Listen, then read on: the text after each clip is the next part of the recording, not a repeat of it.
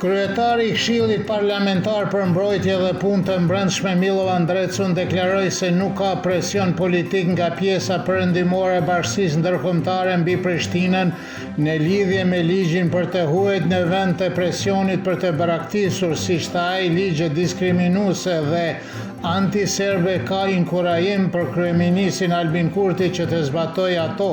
Drecun vlerësoi se Beogradi nuk ka shumë mundësi për të ndikuar në sjelljen e Prishtinës dhe shtoi se tashmë po ndërmerren aktivitete kundër atyre që mund të ushtrojnë presion për të braktisur ose shtyrë zbatimin e atij ligji. Kryetari i Lidhjes Demokratike të Kosovës Lumir Abdigjiku njoftoi mundësinë e bashkimit të madh të së djathtës në Kosovë dhe vlerësoi se presidenti aktual Vjosa Osmani do të luante një rol të rëndësishëm në atë projekt. Abdigjiku tha se për shkak të pozicionit që mban aktualisht nuk është e mundur të flitër më gjerësisht për angazhimin e saj politik, por theksoi se ajo do të kishte një vend të padiskutueshëm në një projekt të tillë kur themi e kemi nevojë për institucionalist, njerëz të krahut të djathtë pro-perëndimor të arsimuar dhe të mençur të këtij vendi. Nuk ka dyshim se Vjosa është një pjesë thelbësore dhe shumë e rëndësishme e atij projekti, tha Abdigjiku.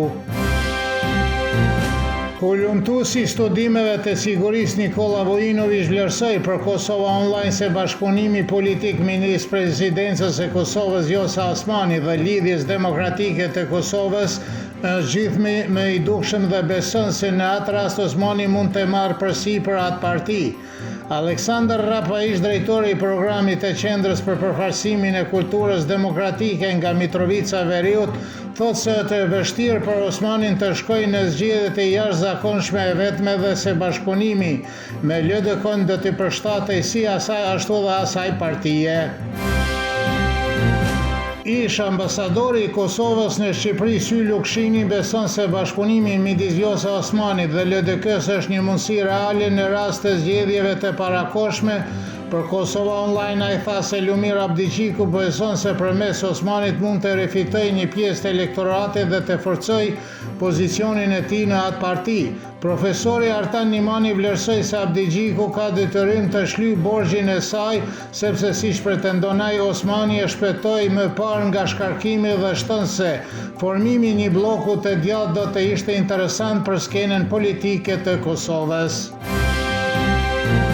Deputeti i Aleancës për Ardhmërinë e Kosovës Besnik Tahiri është i bindur se një numër i madh deputetësh do të votonin për Ramush Haradinajin si kandidat presidencial përfshirë disa edhe nga radhët e vetëvendosjes, por se numri i nevojshëm i votave nuk u sigurua për shkak të qëndrimeve të Lidhjes Demokratike të Kosovës dhe Partisë Demokratike të Kosovës. Tahiri deklaroi se AK-ja u dërgoi një letër këtyre partijeve me një propozim të shqyrtonin politikisht dhe të gjenin një kandidat të përbashkët për president. Ai gjithashtu theksoi se AK-ja nuk kërkoi që Haradinaj të ishte kandidat në atë iniciativë.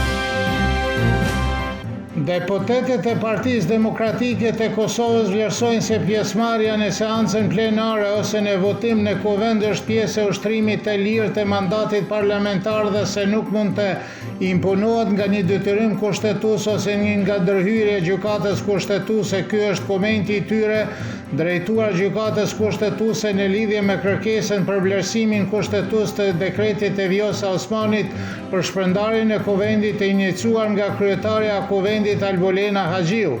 Deputetët e Partisë Demokratike të Kosovës të përfaqësuar nga Përparim Gruda besojnë se kërkesa është e pabazuar ligjërisht dhe duhet të shpallet e papranueshme. Autoriteti i Aviacionit Civil të Kosovës i ka dhënë kompanisë private Exfis të drejtën për të ofruar shërbime me kerozinë për avionët për 7 vitet e ardhshëm pa një të nder paraprak në tregun e derivateve. Portali Front Online deklaroi se kjo kompani është një nga financuesit e vetëvendosjes dhe ajo u bë publike pasi uzurpoi ish pompat e nisit në veri të Kosovës, ku ju caktua një pomp në hyrje të Mitrovicës së Veriut. Moti nesër pa ndryshime të mëdha në krahasim me sot kryesisht i kthjellë dhe i ftohtë në mëngjes me diell gjatë ditës dhe shumë i ngrohtë për këtë kohë të vitit. Shi i lehtë dhe rreshje lokale janë të mundshme në perëndim dhe jugperëndim me pasdite. Temperatura e mëngjesit do të sillet nga 0 deri në 7, kurse ajo maksimale ditore nga 17 deri në 20 gradë Celsius.